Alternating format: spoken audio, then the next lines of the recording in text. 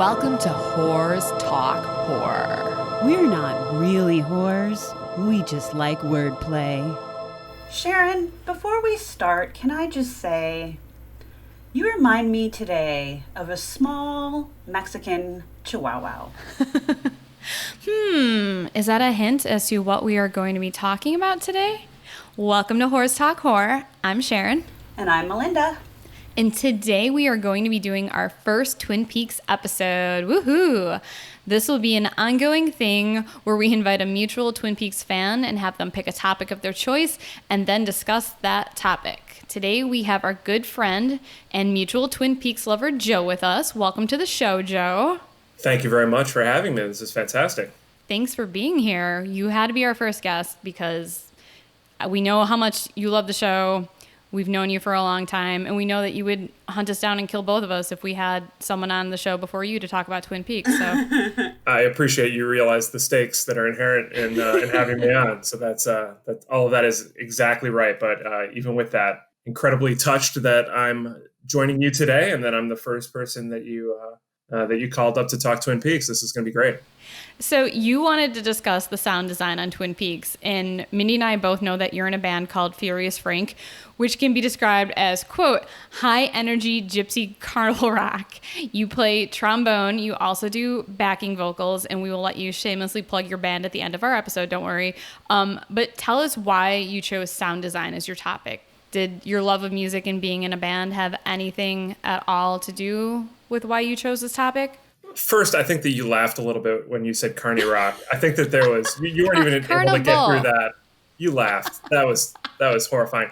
No, but yeah, absolutely. So I mean, and I think the evolution here is so interesting. So the question on my just love of music, being a musician, quote unquote musician, and being such a fan of the Badalamenti soundtrack, all of the wonderful music and the lush themes that came through the first series, seasons 1 and 2, was just such a touchstone for so many people, myself included. And to then have season 3, which is just such a different animal in so many ways, from a sound design perspective and just a utilization of sound perspective. And for Lynch and his collaborators who worked on the sound for this to go in a way that still incorporates some of that original theme material, just at a very loose level, but goes so much deeper into these, kind of non-harmonic, non-melodic, natural and mechanical and electrical sounds, and layering them and reworking them and building them into these different soundscape tapestries, whatever kind of word you want to use to describe that. I don't know how long into this, the return season, it took me to realize just how different this was going to be sonically. And part of me was like, I miss some of that, the prevalence of those themes from the first time around.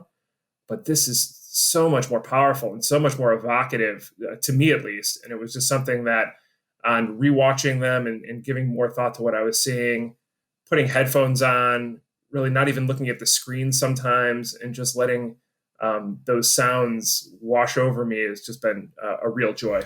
Okay, so that was Whores Talk Horror. Thank you for joining us.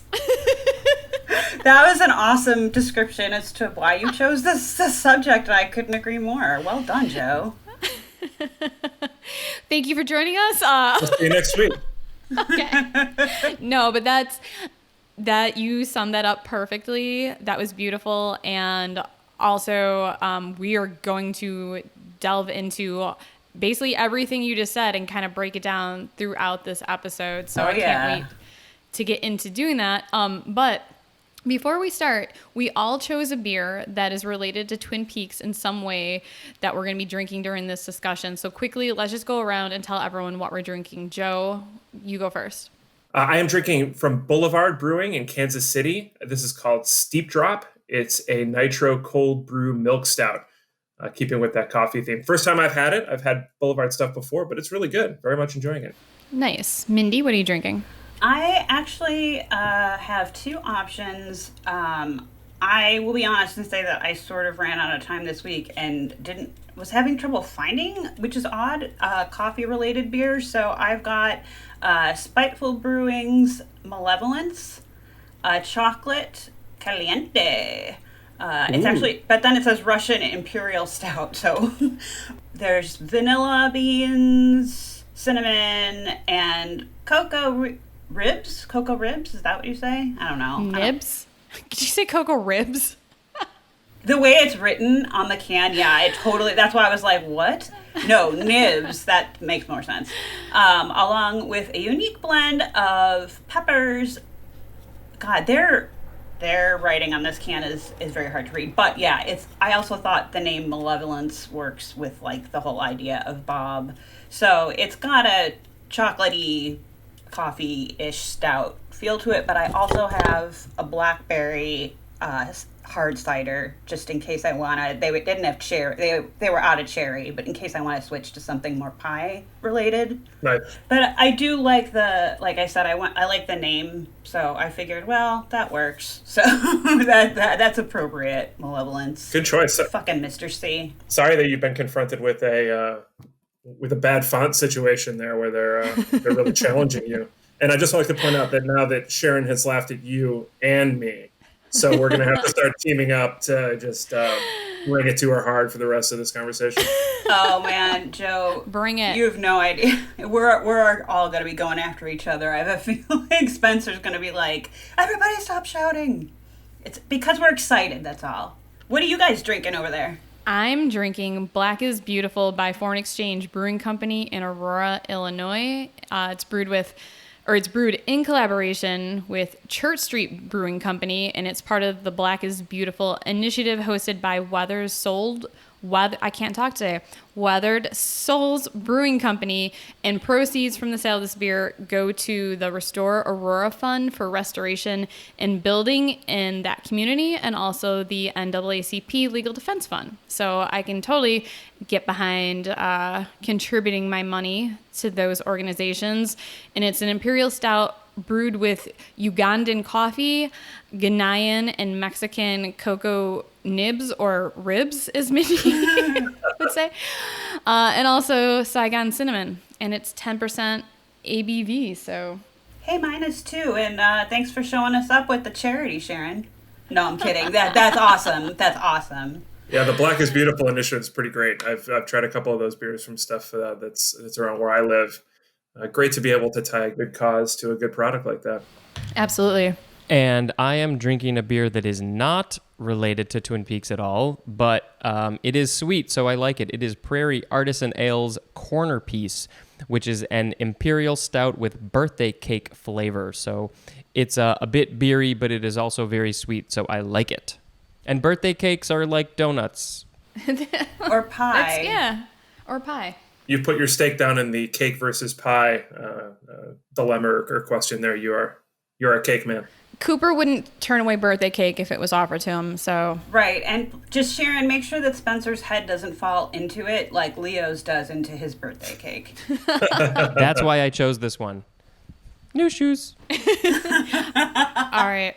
And my beer, just one last note, is 5% alcohol. So I look forward to hosting the podcast in about 50 minutes. Oh, yeah. I got a cold brew here, and I've got like an assortment water, food. I've got an assortment going on. I think we're covered. But thank you, Joe. You might have to.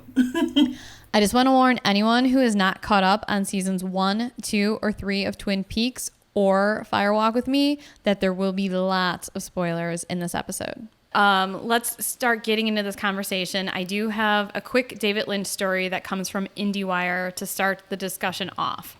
So David Lynch often tells the origin story about the moment when, as a student at the Pennsylvania Academy of Fine Arts, he started to think of himself as a filmmaker. While working on a painting of a woman in a garden at night, he took a smoke, he swears it was a cigarette, no drugs involved, and he looked at his work. First, he started to hear wind, and then the green in the painting, surrounded by a heavy, thick, black paint, started to move. And the next thought is, oh, a moving painting. And that's what started it. It's sound and picture. Dean Hurley, who has worked full-time for Lynch managing his sound studio for the last 13 years, says, in telling of that story, people skip over the wind part and jump to that the painting started to move. But that's the romantic essence of David, the fact that the image is making him hear something. Later in life, with his filmmaking, he ends up working with Angelo Badalamenti, composing music before they've even shot things. Those sounds, that music, that ends up conjuring the images.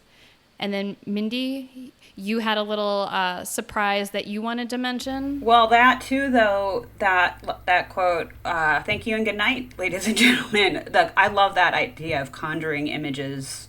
Like, that's totally how David Lynch works. I could see that. This is season 3, at least, is an 18-hour moving painting. And I actually do have a little surprise before we totally dive in. In preparation for today's discussion, I reached out to Mr. John Neff. What's up, John, if you're listening? He is a fantastic musician, David Lynch's music partner. That's how he's actually listed on IMDb. But also he's a very, very good friend of David Lynch's and just a generally wonderful human. Sharon, Spencer, and I were lucky enough to meet John at Twin Peaks Fest back in the summer of 2017. You can hear John's musical contributions in films like The Straight Story, Mulholland Drive, and Inland Empire. And Neff also co-wrote the song No Stars, which appears in season 3 of Twin Peaks, along with David Lynch and the utterly fabulous, and we speak from experience, Rebecca Del Rio, who also sings lead vocals. And that song, she's amazeballs. That's the song It Plays Out Part 10 at the Roadhouse, in case you want to check it out. Anyway, I sent John a message telling him about our discussion and asked if he had any input that he could provide, that we could share regarding sound or Lynch or whatever. So regarding David's use of sound in music, this is what Neff had to say. Quote, "For Lynch, the music has to underscore the mood of the scene. Sometimes to put you on edge, sometimes to make you feel happy, like Pretty 50s in Mulholland Drive," unquote. So here's my thoughts on that. First of all, I think that's super accurate. And musically evocative moments in Twin Peaks, there's a lot to count. Like, take your pick. But I got stuck on this idea of happy musical moments, probably because they're kind of few and far between on Twin Peaks. And the word joy immediately conjures for me Becky and Steven in that convertible with the top down. And then I Love How You Love Me starts playing and scoring the scene.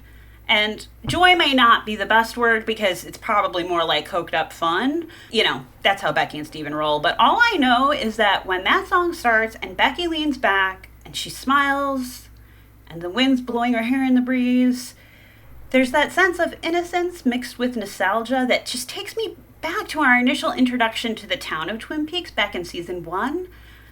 Seeing Laura and Donna giggling on camera during a picnic and the town seemingly picture perfect, which we all know is a facade that masked unspeakable evil and violence. And let's be honest, Laura was probably totally coked up during that picnic video, just like Becky 25 years later. But the point is, the moment that song starts, it doesn't matter if it's the Coke or the sun or the nice day that inspired her smile. It feels like a perfect moment caught in time, and it still makes me feel giddy with every rewatch.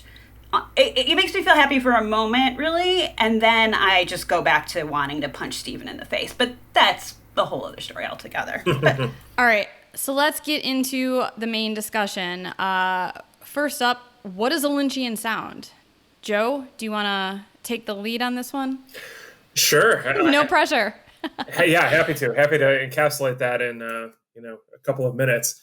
I mean, I covered some of this at the outset just as it relates to Twin Peaks, but when I think of David Lynch sound, there are certain elements that really come to the table. A lot of it is the kind of more non-musical elements are those that really pop in my head first, and these are the things that are more tied to nature. So obviously wind is a recurring motif, something that he's stated has been very powerful as part of his art throughout his career.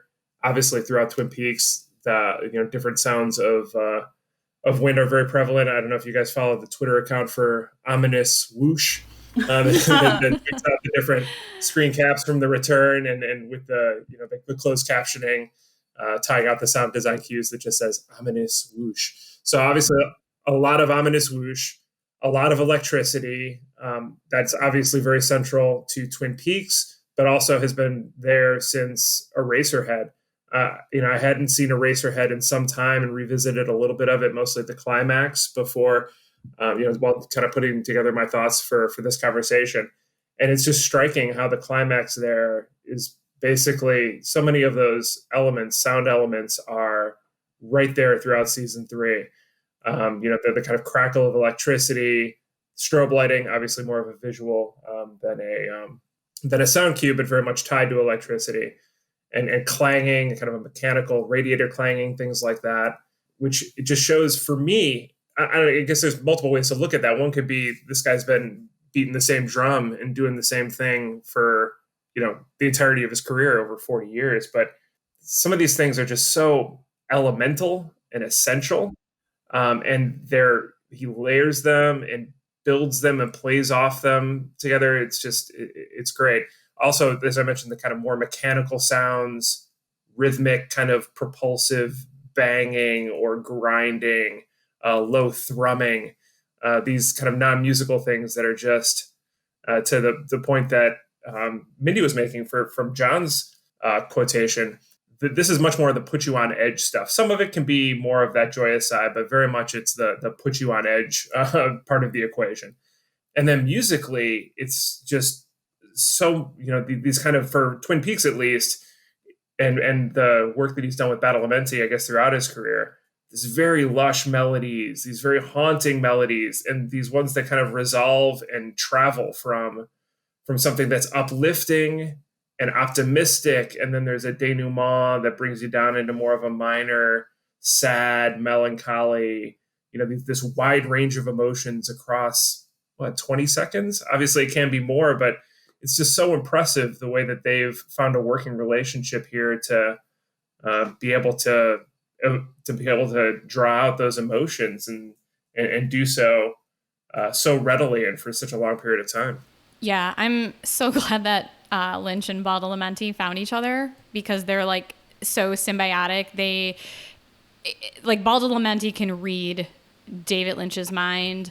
The music is it's so like dreamlike and ethereal, and it builds tension. It makes you feel sadness. It conveys all these emotions. And just going back quickly, like when you were talking about the use of electricity and all the mechanical industrial sounds that Lynch uses in his work, by no means is he the only director that uses sounds like that. But you can tell Lynch electricity apart from other films that use electricity. You can. That's true. I hadn't thought about that. Yeah. And I don't really know what his exact secret is, but like you were saying with the different layers and stuff like that, he usually undercuts the electricity noise with some other ambient sounds, and you can hear it and you go, that's Lynch. You don't even have to see anything on the screen. You just automatically know, that is Lynch electricity. You had made a point, Joe, about I don't remember how you put it, that sort of not atonal, kind of low tone that, especially in season 3, is almost subconsciously playing in, especially scenes that build up to bad shit's gonna happen kind of situations that put you on edge. On my rewatches preparing for this, I hadn't noticed as much how he really will slowly work that into the scene, so that by the time it starts, that weird sound starts to build and you start to feel uncomfortable, but you're not really sure why. You've been hearing it the whole time, you just didn't even know, which is awesome because he's fucking with our subconscious, which just literally immerses you emotionally and psychologically in the work, which is pretty badass for sound design for film. No, that's totally accurate. And it's something that, again, listening more recently on headphones was something that you're able to pull out much more powerfully.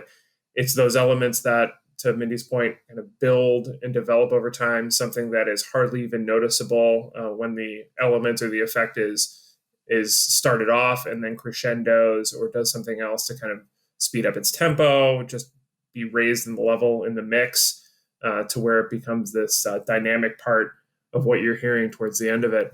And that's just so true with so many of these sound elements in season 3. It's something that when you're watching, you're certainly picking up, but if you really are focusing your attention on it and trying to peel back the layers a little bit as to what are those sub elements that you're hearing, that's very difficult to do. And we can certainly talk about how there's kind of a black box as to, how Lynch and his collaborators put this stuff together. But it's, these kind of otherworldly sounds where you can't even really pinpoint what it is that, is that electricity? Is that a grind of a gear?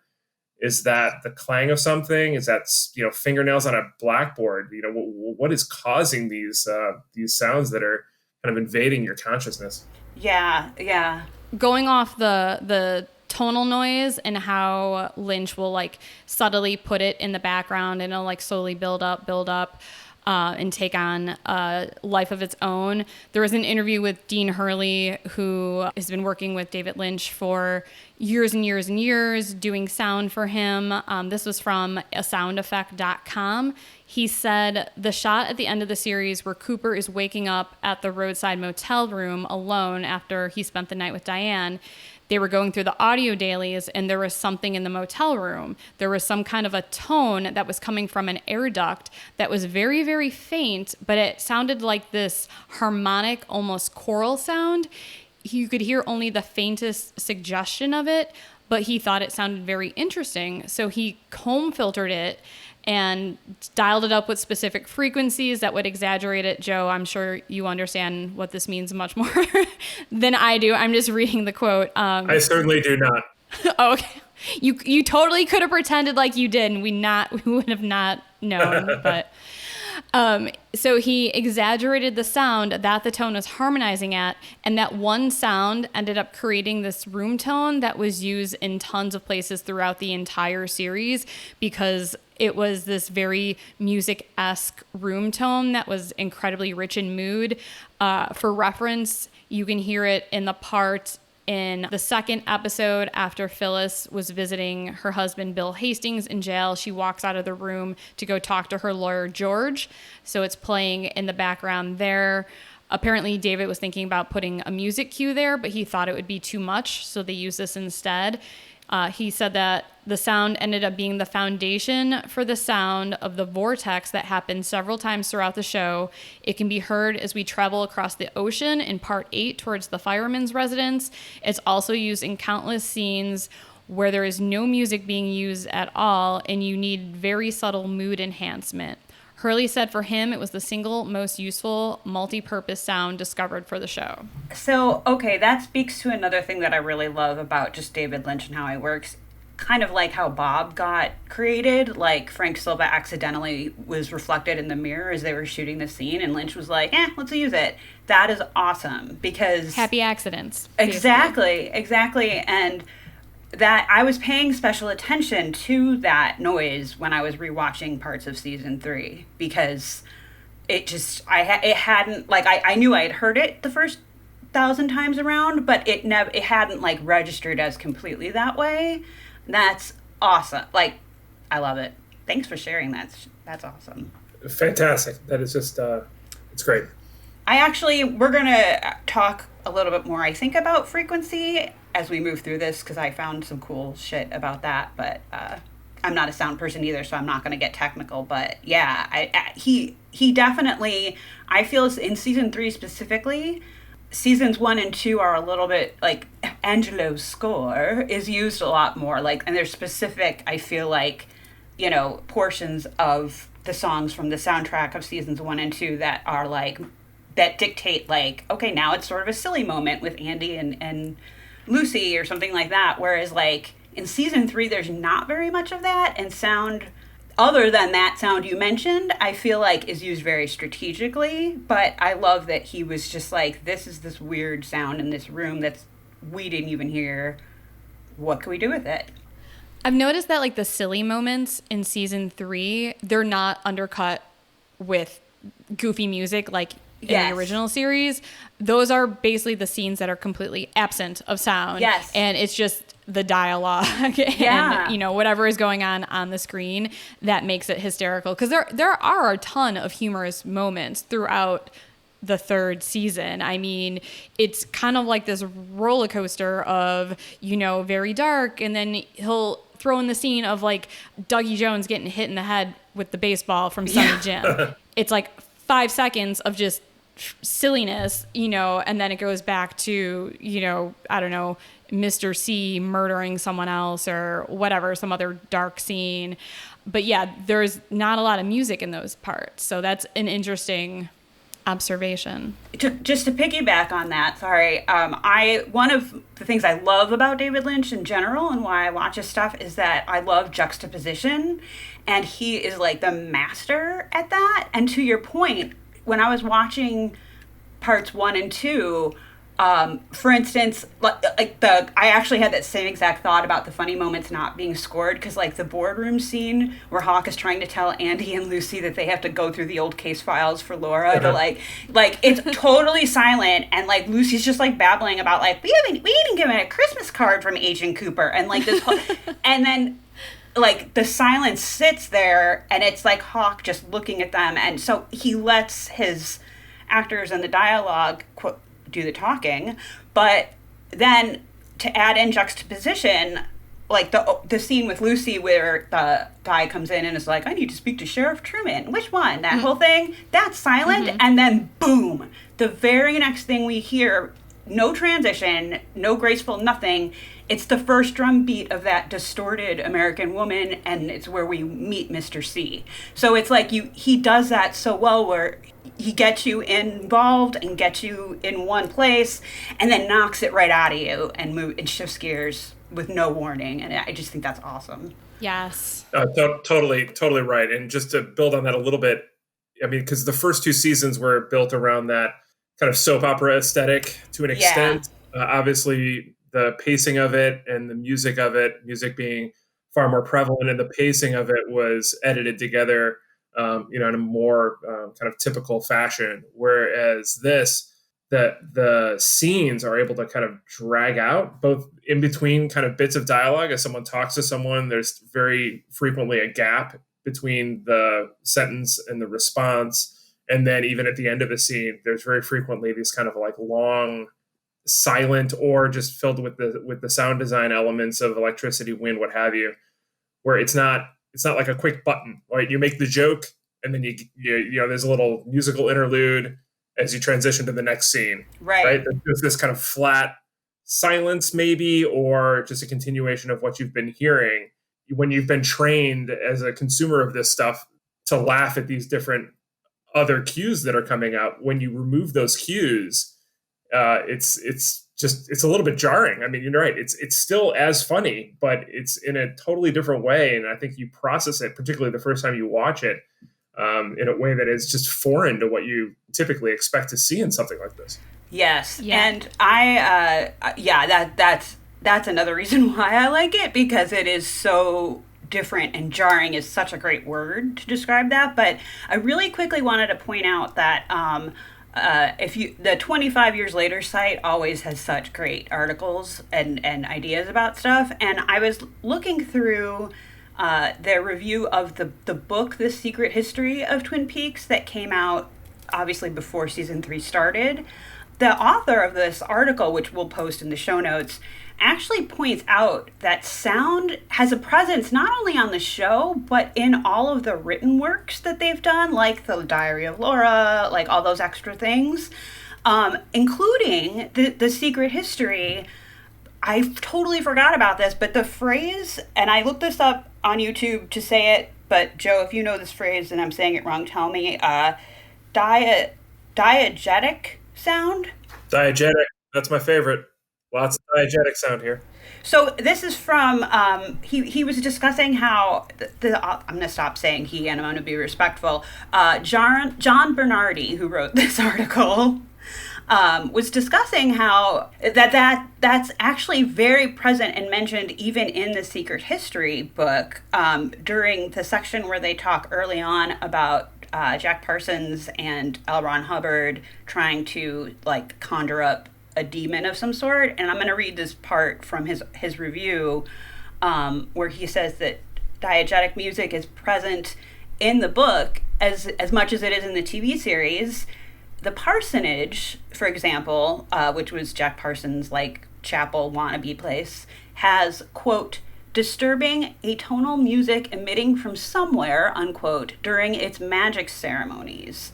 Other scenes have the distinct hum of fire and electricity described perfectly every time the sound cue would have appeared in the show.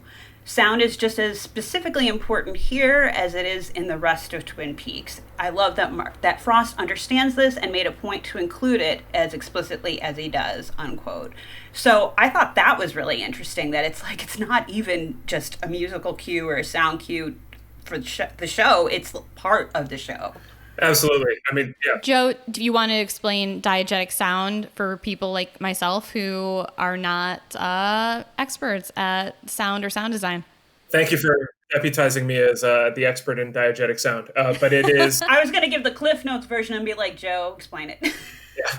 From my understanding, I mean, the way that I view it is something that diegetic sound, whether it's music or, some other kind of element of the sound design, is something that is occurring within the world of what you're seeing on the screen.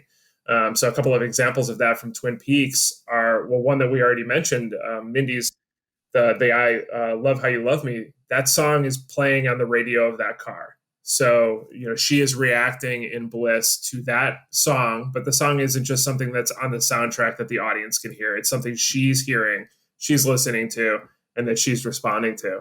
I think the most probably famous example of that within the Twin Peaks universe is probably Audrey's Dance, which I think in two instances, both at the Roadhouse and The Return, as well as the first time you hear it, I don't know if that's episode 2 or 3. Mm-hmm. That's playing, in the first instance, it's something that she chooses to play on the jukebox. So she walks into the Double R, she puts money into the jukebox, and that song, which shouldn't be on any jukebox anywhere in the United States, because it's far too dreamy and does not exist. It's not of this realm, comes on that jukebox and she starts to dance. So it's not something that we're just listening to. I mean, it plays that role later in the show. It becomes kind of her sound, her tag. But in that instance, it's something that exists in the world. And then in season 3 and throughout, there's, these wind elements, the electricity elements. Very frequently, that is happening. I mean, it's very heightened, but you're in a situation where there is wind. You're outside, there is wind. There is the crackle of electricity. Maybe if you're under high tension wires or, whatever situation you are, you're staring at an electrical socket. It's heightened, but it's a hum that is there that is being picked up by the actual characters. So it's something that is, obviously very stylized and very amplified within this world. But this diegetic sound is something that the characters are actually interacting with in the space of the story that we're watching. Thank you for that. That is actually very, very helpful. And also, wouldn't this world be a much better place if every jukebox did play Audrey's Dance? Right. Absolutely. One other thing I wanted to add about that, because I feel like electricity is a good example of that kind of sound, but I also think it's really interesting that especially in season 3, it's like the person who's meant to receive the message is the one who hears it. Like, it'll be playing and we, the audience, will hear it, but like only Cooper will hear it with I don't know, Gordon Cole standing right next to him, not noticing, just as for example. So I think that it's cool that he sort of targets the different characters as well. So at times it's a sound that is within the world of the show, but not everyone's hearing it, just certain people.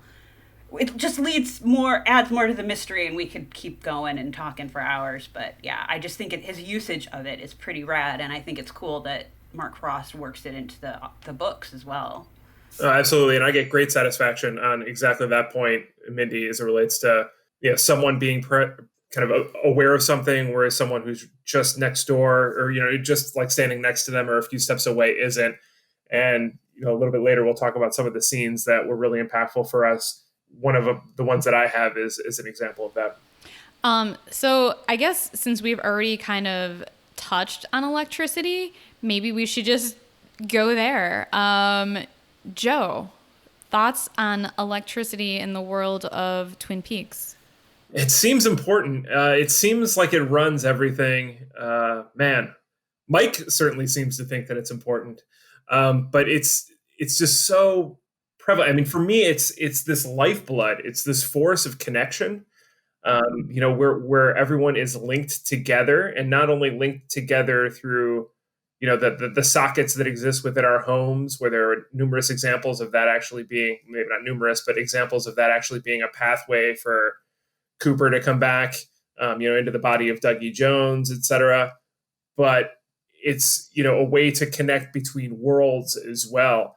And that episode 3 example in the kind of purple mauve room, I'm not sure if it has a better name than that, the kind of the entryway where Cooper comes in through that steampunky, antique electrical panel.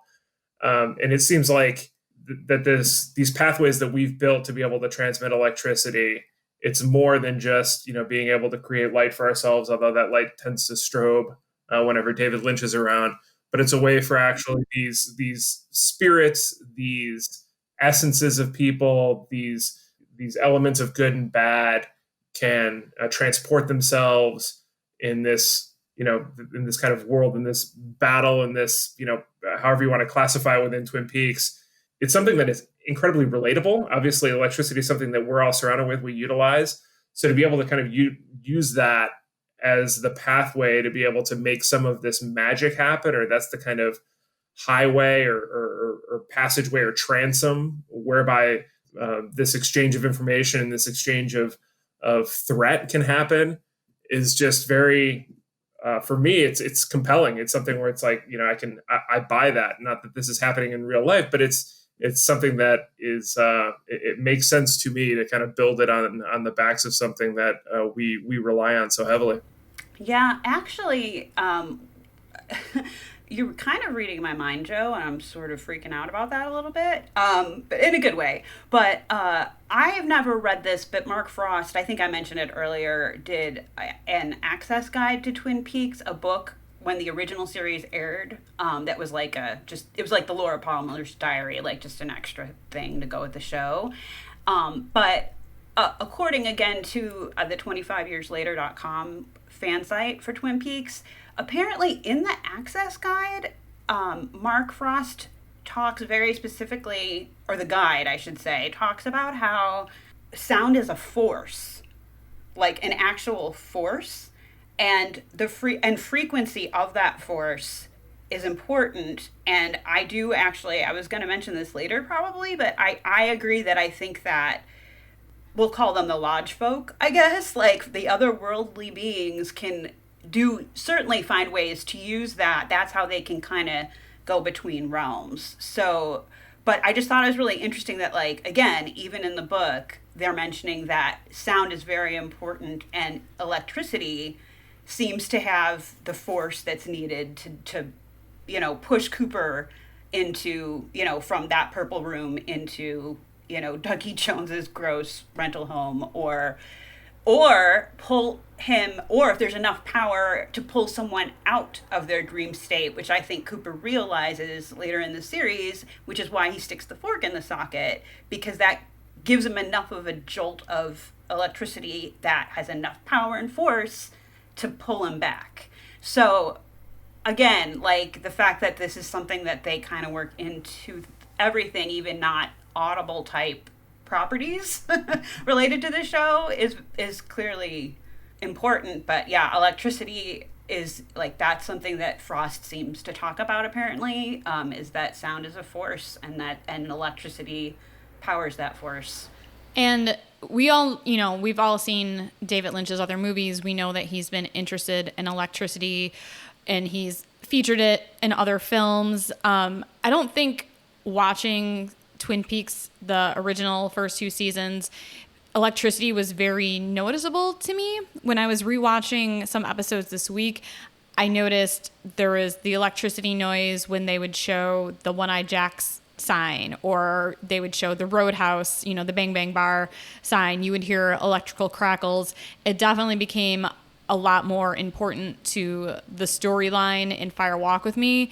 And then with season 3, it's just like completely woven throughout the show. Any thoughts from either of you on why electricity is featured so much more prevalently in the third season than it is in the original series? I do. Well, first of all, everyone knows I'm a dork anyway, so I'm going to expose myself further. The theory that's prominent in paranormal research, like in our timeline, like in our reality here, is that ghosts or spirits are energy, which is why like ghost hunters use tools that measure fluctuations in like magnetic fields and stuff like that. And I think in season 3, we learned in season 1 and 2 that, you know, there's this sort of period of time that goes by every 25 years where the stars align, and that's when the door opens to the lodge. And I think that because Cooper got caught in the lodge 25 years ago and Mr. C got out, that now we have the chance to reverse that, and it kind of gets fucked up by Cooper going farther down as opposed to out when Laura tells him to. And so I think that like the world is like, or at least the world of Twin Peaks is like literally buzzing with that energy of trying to write that. And that's just me guesstimating and what I think. But just because I feel like there's so much more happening with the supernatural forces that are in flux in season 3, we hear it because it's present because they're all around and trying to make their agendas happen. But that's just me. No, I like that a lot, Mindy. I think that's I hadn't thought of it that way, but I think that I agree with a lot of that. I mean, you're looking at a world in season 3 that is kind of building towards something. So if you're focusing on the kind of large players that we're looking at, and Mr. C, who's trying to avoid his eviction from Earth and going back into that other dimension, Black Lodge, waiting room, what have you, and all the people that are involved in that, Cooper included.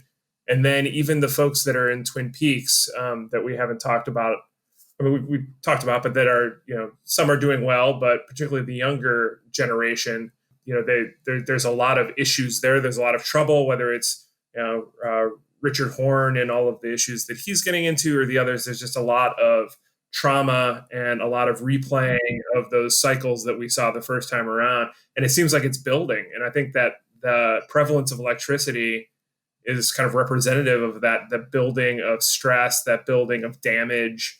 You know, there's just something that's about to pop here. Like, you know, to your point, there's something that's aligning. Maybe that's going to be a release valve and be able to dissipate some of this electricity. Maybe not. And, you know, everything's going to kind of reach a level where everything blows up. But it just seems like there is a steady crescendo of, in many ways, anguish. But one thing I'd like to point out is that the electricity itself seems to be not necessarily, it seems to be, you know, it plays for the good side as well. You know, the kind of fireman realm, the White Lodge, however you want to classify that. There's certainly electrical elements to that as well. And so it's not purely a negative force, but it's something that is certainly foreboding in the world of Twin Peaks, or just in the world of the U.S. in 2017, when this is set. It seems like it's building. Yeah, and Sharon, actually, this literally just occurred to me, but when I agree that there's not a whole lot of sound in seasons 1 and 2 of electricity, as there are obviously in season 3, but if you remember, as we're getting close to the end of season 2, we're getting close to that 25-year opening to the Black Lodge. Mm-hmm. And there's the two scenes. One is like a rando old lady in the double R who's eating her pie, and her hand out of nowhere starts shaking uncontrollably. Yes. And then later the same happens to Cooper. He's looking out the window, you know, thinking about all of the bad shit that's happening on Wyndham Earl. And so I think that that might have been their way of working it in. But like Joe kind of mentioned earlier, like seasons 1 and 2 obviously were like network drama, soap opera, E-more type styled shows. But the stakes are much higher in season 3 too. So I think that's why we're hearing that buzzing a lot more as well.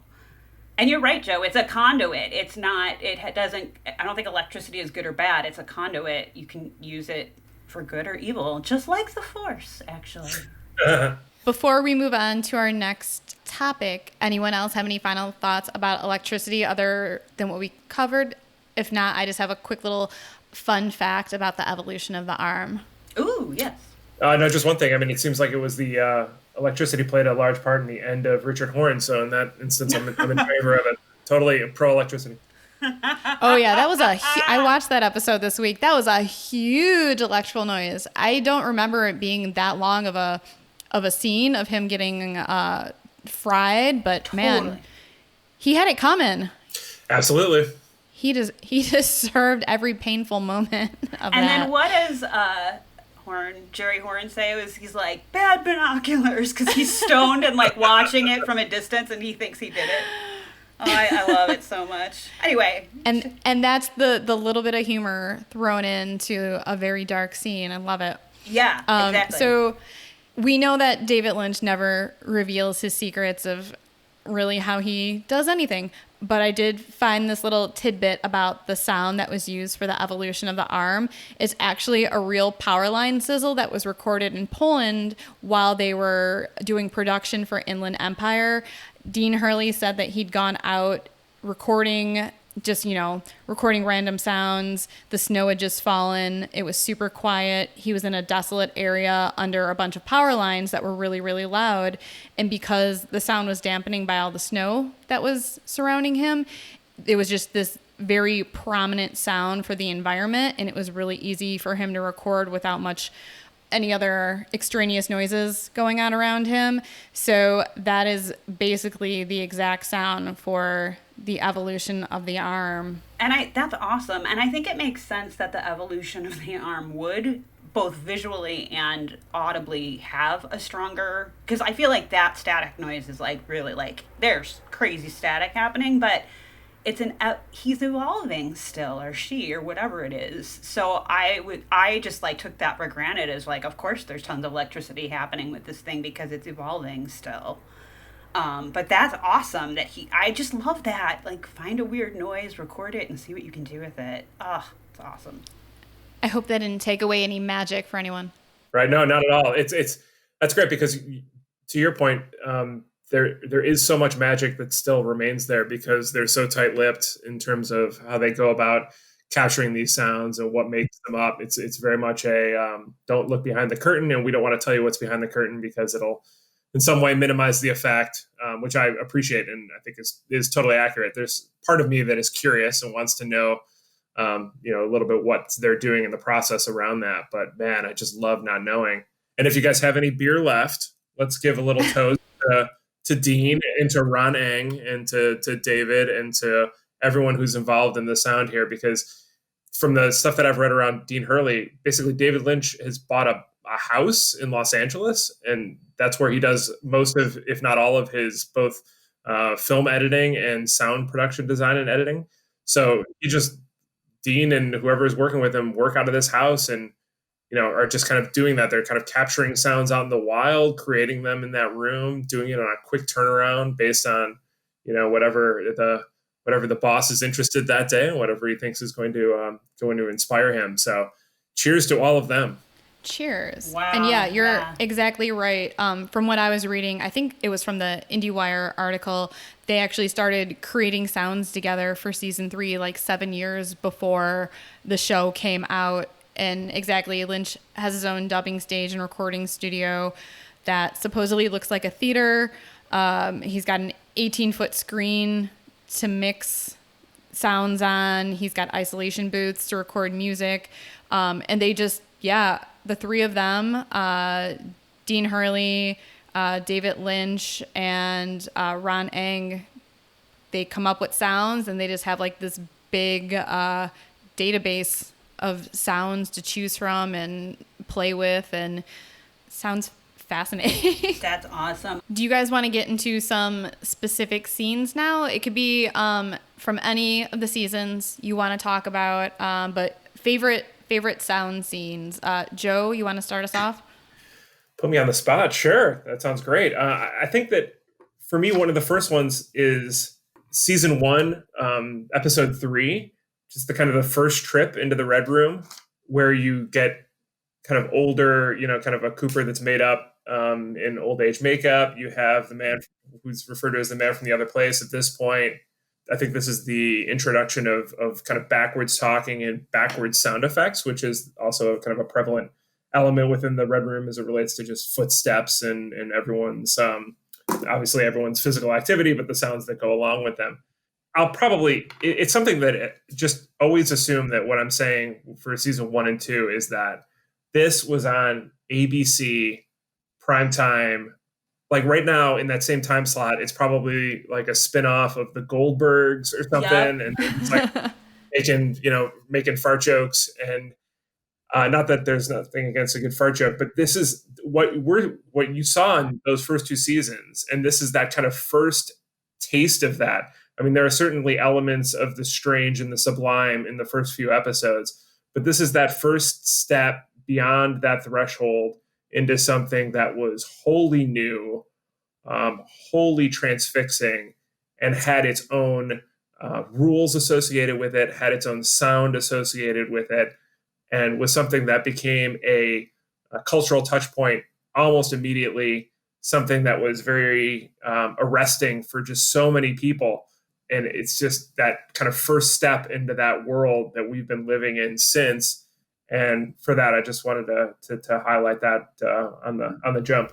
Yeah, I actually think about that all the time, and it's funny because I have at work now I have a number of coworkers that are younger than me. I'm not going to talk about that, but they don't know Twin Peaks, and I feel like I am constantly saying to people, so American Horror Story, like that wouldn't exist had David Lynch not done this, because you're right, this was prime time television and people were like, what the fuck is happening? Like, and I just think that's ballsy as hell, first of all, which I love, and mind-blowing.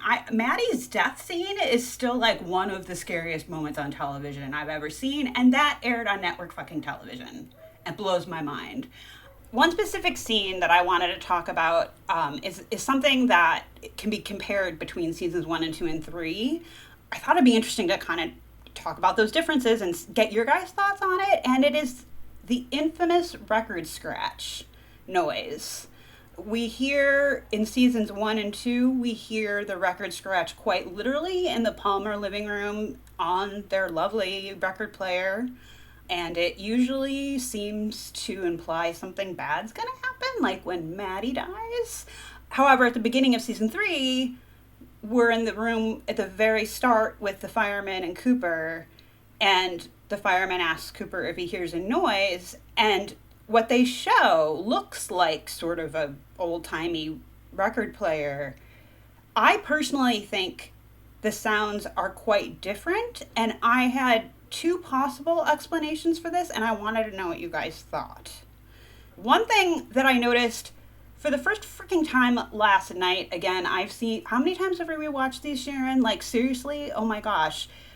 When Maddie comes downstairs and then, of course, gets attacked by Leland, we're actually seeing the record player as we're hearing the scratch, and there's a record on it.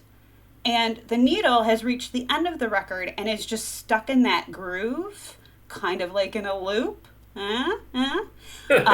So, and it's not like, usually my record player would like reject the needle and send it back to its holder or whatever.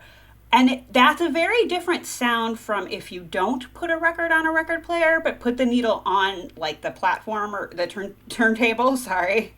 Clearly I'm not a DJ. The turntable, and just let it run. The sounds of it scratching on an actual record versus the turntable itself are very different. One thought I had was maybe the reason that the sound in season 3 is so different is because it's a different kind of circumstance. The other thing I was wondering is if it's literally just the difference between using actual film and digital, because obviously the original series was not filmed in digital HD. But the season 3 was. So what are your thoughts on that noise, you guys? And I'm just calling it, from season 3, I'm just calling it a record scratch because it kind of sounds like that to me, but if you think it might be something else, I'm all ears. I'll jump in, and that's a very interesting point because I think both sounds are pretty critical to Twin Peaks, not that I know how they are. I mean, I think the one when Leland reveals himself to be the killer is a little bit more cut and dried, but in the beginning of The Return, episode 1, you're referring to when Cooper and the firemen are sitting in the room. Yes. And yeah, I know that in my mind, I was trying to draw a parallel between them, but I think that the sounds themselves are not the same. They could be. And for me, it's I guess I'll start a little bit with the season 3 one, where that sound, I'm sure, is there in the soundtrack multiple times, but where I think it is distinctly there is at the end of episode 17, right before, like when Cooper and Laura are walking through the woods after Cooper has intervened in the past. Yes. And she breaks the handhold from him and gets kind of whisked away. So my understanding of that through things that I've read and just the kind of way it's presented in the show is more that sound that you first hear right at the beginning and then is repeated there is kind of that is a Judy sound, is the sound of the presence of Judy, that, you know, kind of she is making herself, present in your world, and there are going to be consequences for that. So I can pause there to see if that's generally the kind of take that you guys have, or if that's you guys had another thought. So I have some thoughts on this too. So the fireman actually says in that first episode, listen to the sounds.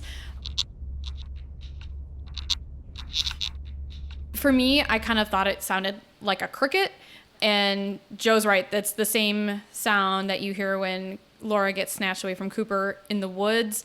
I did some digging on Reddit because I had no idea what was making the noise, and people who are much smarter than me figured it out. And I have 2 theories. Once again, gimme. these come from people on Reddit. So I'll send you guys the link to this, or we'll actually, all of our resources that we use today, we'll put the link in our episode description. But there's one scene that someone found from the missing pieces of Fire Walk with Me where Laura takes out her diary and unlocks it with a key. And someone discovered that noise, when turned up, if reversed or like partially reversed, and also with the speed being altered, sounds just like that noise that I thought sounded like a cricket noise. There was also a theory that it could be the record skipping once again, partially reversed, sped up, slowed down, whatever, David Lynch and his team in the studio altering this noise. I do agree with Joe that the sound probably does represent Judy, although there's other theories that it could possibly be a sound that represents a loop in the narrative. Yes. Or the timeline being altered. I'm not really sure. I kind of thought it was synonymous with Judy. That's my personal belief. But then after rewatching some of the episodes this week, I was thinking that because the sound originates, we first hear it are we going to say that where Cooper and the firemen are in episode 1, the White Lodge? Anyone disagree with that? That was my impression, so yeah, that works. I'll allow it. Okay, so thank you. You sound like Judge Wapner. No, the judge on Futurama. I'm going to allow this.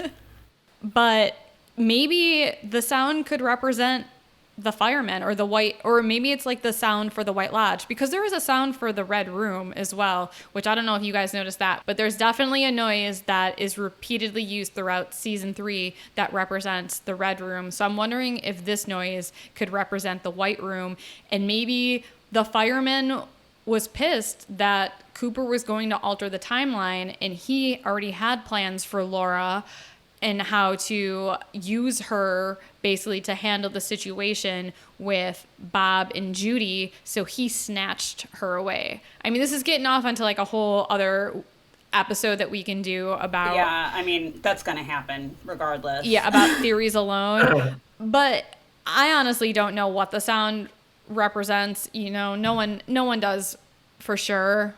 I would like to interject a little bit if I could, because I would love to get it, because that's, if we're talking about my favorite scene in all of Twin Peaks, it's the end of episode 17. Oh, totally. And it's from that kind of Cooper enters into the past, and at that point through the end of that episode.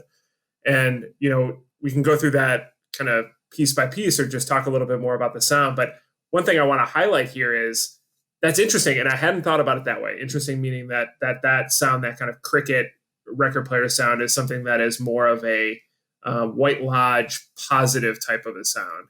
And it's interesting because the way that it's used there is not that, right? I mean, it might be, but it's so uplifting as a viewer when Cooper comes in, introduces himself to Laura in 1989, and you cut to that body wrapped in plastic that just blinks out of existence. I don't know that I've ever felt a sense of optimism to match that in kind of watching anything really, because it's something that is just has been taken as a given. It's a horrible tragedy that undergirds this entire story. And then just to say there's an opportunity for us to just erase it and to make different choices. As they've said throughout the show, the past dictating the future. What if we are able to actually just kind of rectify that? So you have this tremendous sense of optimism as they're walking through the woods. It's of course tempered because so many things in Twin Peaks are tempered. You can't just like have a straight win. And as they continue their walk, even though there aren't any strong audio cues, I think, or at least none that I picked up, that things were trending in the wrong direction. Just the fact that you continue focusing on them, you're like, okay, something could go wrong here. And then I think it does go wrong. So that sound, the cricket sound, for me, I mean, maybe that's like the fireman saying, Cooper, you're not doing exactly what I want. So I'm going to kind of change the script here. But for a viewer, which again is very subjective, it just is so terrifying and such a jump from the mix between high and low at the end of that episode of how I felt watching it the first time and in subsequent viewings. I don't know that I've had a crest fall ever like that. It's so profound.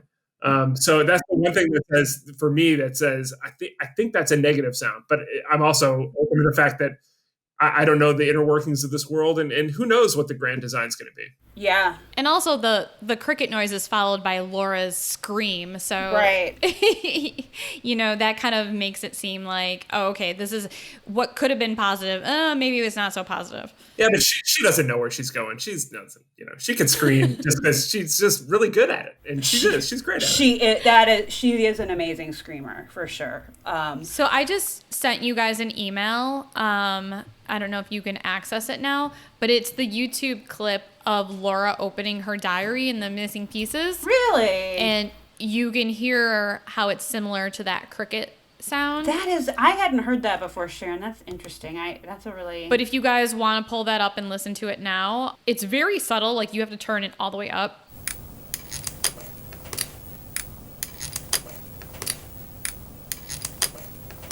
It's pretty damn close, and I could definitely see it as being something where it's like, something that Hurley and Lynch and them have like tweaked with, right? It's not like a 1-to-1, but that's the source. Yeah. And they turned it down, or they slowed it, or they whatever. It seems like it's got a little bit of a different. Yeah. Again, not listening to them side by side, but it seems like maybe it's a little bit higher, or it's a little bit of a higher pitch, but it could definitely be the same thing. I've seen the episodes and the movie so many times, and there's still stuff that I'm like, holy shit, I never noticed this.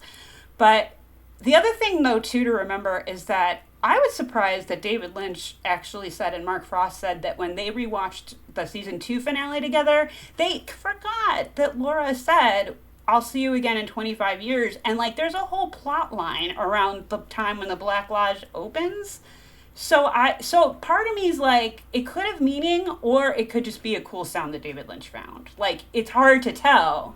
These guys are not, I could very well be wrong, but this whole endeavor, the Twin Peaks endeavor, does not give me any kind of a feeling of something that is well thought out. And I don't mean that as a criticism. Right. No, I agree. I think that they build whatever world they need to build for whatever they're doing. And I think they've been incredibly successful because they're incredibly creative of just kind of adding onto that and retconning stuff. And some of it works and some of it doesn't. But mostly the everything's so, the images and the sounds are so arresting. It hardly even matters. Like, it's so goddamn good. Right. All of it could be contradicting everything, and I'd still be along for the ride. Joe, you're exactly right, because David Lynch and Mark Frost can't even agree on what it means, or what's going on here. Like, they each have their own interpretations. So if like the two creators and writers of the show can't even agree, I think it's kind of ridiculous to argue like, no, this is what this means, like 100%. Right. It's all theories. It's part of the fun of it, is like coming up with your own theories and exploring what you're watching on the screen. And Right. yeah, no one's right. I think it goes back again, though, to the quote that you read at the beginning, Sharon, about David Lynch seeing a piece of art and thinking moving image. You know, like, I think, Joe, you just alluded to this, but, like, imagery and sound, he's more obsessed with the visual and, like, I had this weird dream and this is what I saw and how do I make that come to life, as opposed to, like, connecting the dots, if that makes sense. Which absolutely. I agree. I don't care. I will watch that even if it makes absolutely no fucking sense whatsoever. Like, it's still gorgeous and amazing to watch and terrifying and wonderful and yeah, I'm down. I don't want to get too off topic, but I have so many thoughts about this. In doing research for this, I found an article that was talking about, not sound, but talking about the whole coop loop thing. And the article, again, 25 years later site, it's an interesting read, but the gentleman who wrote it was talking about how he sees the show, or I'm sorry, season 3 specifically. We're seeing 3 distinct attempts of Cooper trying to write this for whatever reason. And so that opening scene with the fireman, that's the Cooper that we know from seasons 1 and 2.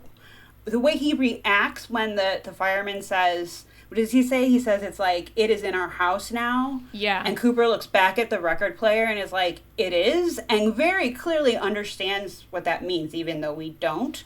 Wait, but does he? Or is he saying it is like question mark at the end of that? That's, to me, how I took it. I took it as like, oh shit, it is? Because then he says, he goes on with the whole 2 birds, 1 stone thing, you know, Richard and Linda, 430, and Cooper goes, I understand, very affirmatively. And then when he gets into what I think in the first series, or the first 2 seasons, they referred to the Red Room as like the waiting room in the finale. Then the giant says, you are very far away, and Cooper disappears. And I feel like when we see him in the Red Room, he's still there, but he's a little dazed, kind of. And I might be reading into this, but I actually think that sound might mean, here's another chance to start a new loop. That might be a stretch. I don't know. But I like all your theories, so. That could be. And one of the things that in rewatching, I was struck by the kind of the presence of individuals that are in the White Lodge. So there we see Cooper and we see Andy. I don't know that anyone else, besides the kind of inhabitants, any earthbound people that we see enter there. We do see Major Briggs's head, but that's Major Briggs's head, right? And they're both kind of like locked up. Like it's similar to the Red Room, which I think in both instances there is a inhibitor there. There's a limitation of the way that people are able to move, the way that they're able to express themselves. It's very stiff and rigid. They're either monosyllabic or barely able to talk. It's very kind of Cooper in the Dougie Jones body. It's like you have a governor on you where you're limited in what you're able to do. And then there's a bit of a change in that when he gets into that purple room where he has a bit more agency, a bit more fluidity. There's still, obviously that is just an incredibly vivid scene there, both from a sound and visual and performance and editing. Actually, there's a lot of tremendous visual editing, cuts and quick jabs there. But he seems more full of himself, able to kind of move throughout the space in a way that is a little bit more fluid, a little bit more like the Cooper that we remember, as opposed to kind of locked in a chair, very rigid. So those are some of the takeaways I took. Is it's like he's in here, or they're in here now, or however that is phrased, and him saying, it is, to being very like that he knows that he can't express it in a way where it's very, yes, I know we have to do X, Y, and Z to start the plan, but it's very much understood that, over these past 25 years, you've been imparting your knowledge to me and we've been developing this course of action. I don't know what it is as a viewer, but there's a certainty that he knows what comes next. Yeah. That's a good point. I've never heard anyone discuss that, the differences between the actual body and sound behaviors of the characters in the different rooms like that. That's why you bring me on the show, kid. That's why I pay me the big bucks. That's why we have the genius from, the fuck is the name of your band? from the Carney band, from the Laughing Carney From band. the Gypsy Carnival. I totally Stop it. forgot the name because 10% alcohol by volume. Furious Frank, right? Furious Frank. Frank Booth.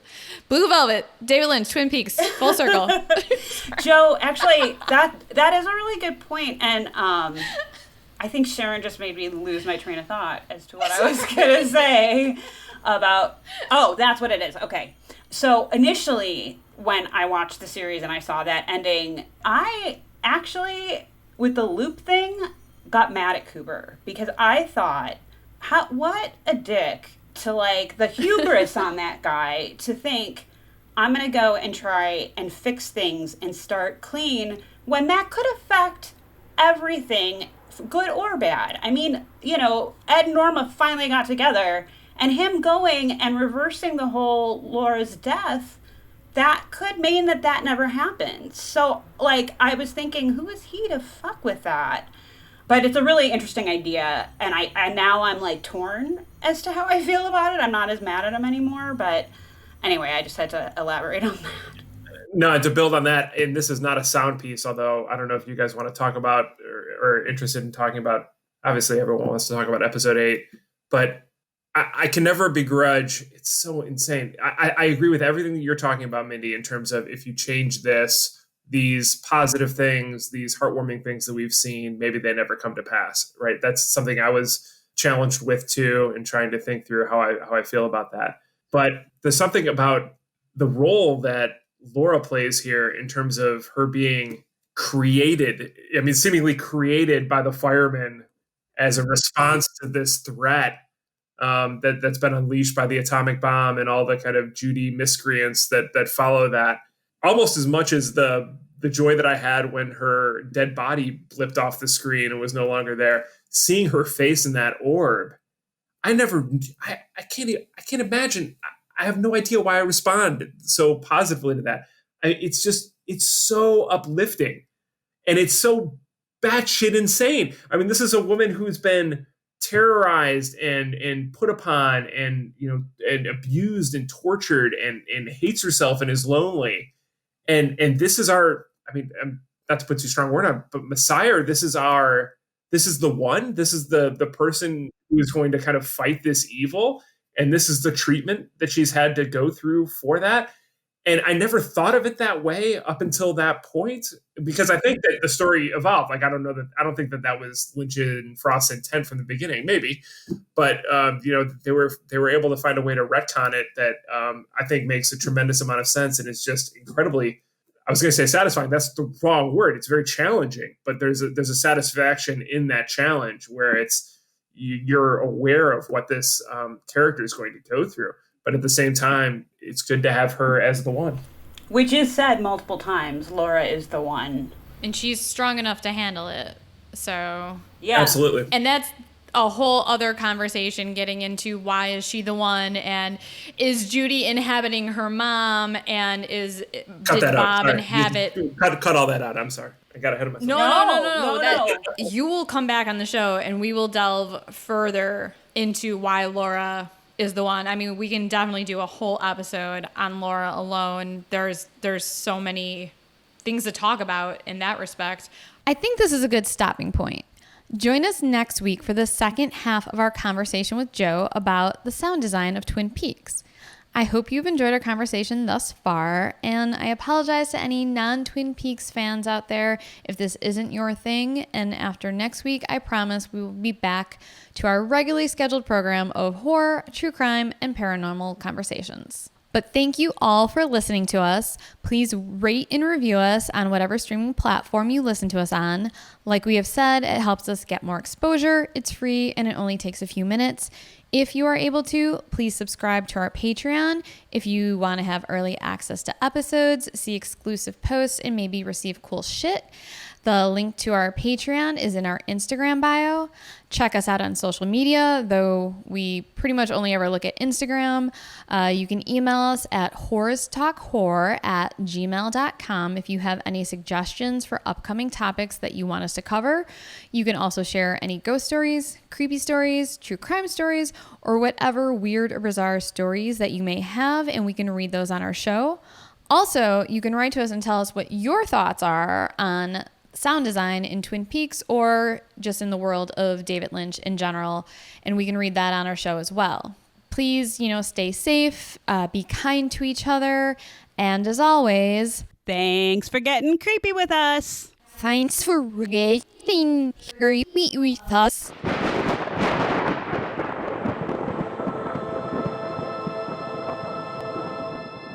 Sharon, do you want a beer? Oh my God.